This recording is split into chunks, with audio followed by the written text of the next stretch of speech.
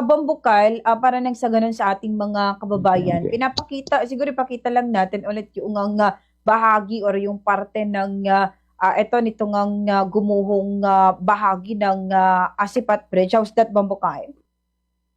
Angelica, para at least magkaroon ng idea, lalo na yung mga nakikinig at ang mga nanonood sa ating social media accounts, Bombo Angelica. Ganito ho mga kabombo, yung sitwasyon ngayon netong Sipat Bridge, particular netong approach, Bombo Angelica at mga kabombo, netong nasabing tulay. Kung makikita ninyo dito, actually napakadelikado na rin, nalapitan pa mismo, Bombo Angelica. Pero ito, dito pa naman sa kinalalagyan natin ngayon ay safe pa at yung camera naman natin ay gagamitin natin ng tripod para makita lang ng ating mga kabombo kung ano yung sitwasyon ngayon nitong nasabing tulay. Ganyan yung nangyari ngayon, Bombo Angelica. At eto talagang tama yung sinabi ng naging panayam natin last time kay Engineer Lorenzo na etong mismong approach ng nasabing tulay yung magiging isa sa usapin dito, Bombo Angelica. Kasi ang sabi niya last time sa atin, nang makapanayam natin siya, Bombo Angelica, kasi kung matatandaan mo, isinara ito para sa mga heavy vehicles natin,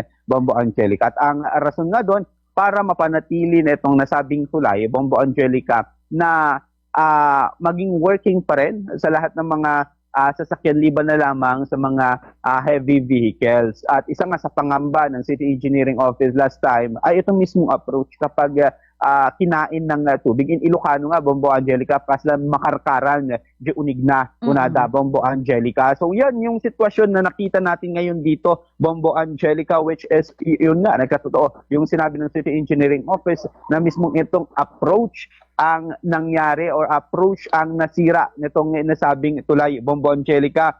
Dito sa mismong tulay, halos majority na nitong approach niya, Bombo Angelica, yung nakukuha when they nakarkaran nga kunada, Bombo Angelica. Though may madadaanan pa rin naman yung mga kababayan natin na naglalakad, Bombo Angelica, dito sa part na ito, Bombo Angelica. So ito rin, aabangan din natin dito, Bombo Angelica, kasi last time, kagabi, binisita ito ng City Mayor together with the city local government officials, Bombo Angelica.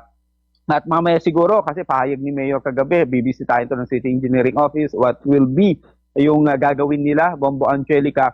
At ito, i-check lang din natin kung ano yung magiging action nga dito ng City Engineering Office, kung gagawan ba nila to ng paraan. Kasi I don't think na magagawan ito ng agad-agaran at mabubuksan to ng agad-agaran sa publiko. Pero malay natin, Bombo Angelica, that is their kumbaga specialty, kumbaga na lagyan ito ng tawag dito paraan kung sakasakali. Pero sa ngayon nga, Bombo Angelica, gaya ng pahayag ng iba ho nating mga kababayan, lalo na si Kuya Jomar kanina, mga residente nandirito na nakakasaksi ng aktibidad nitong nasabing tulay, Bombo Angelica, is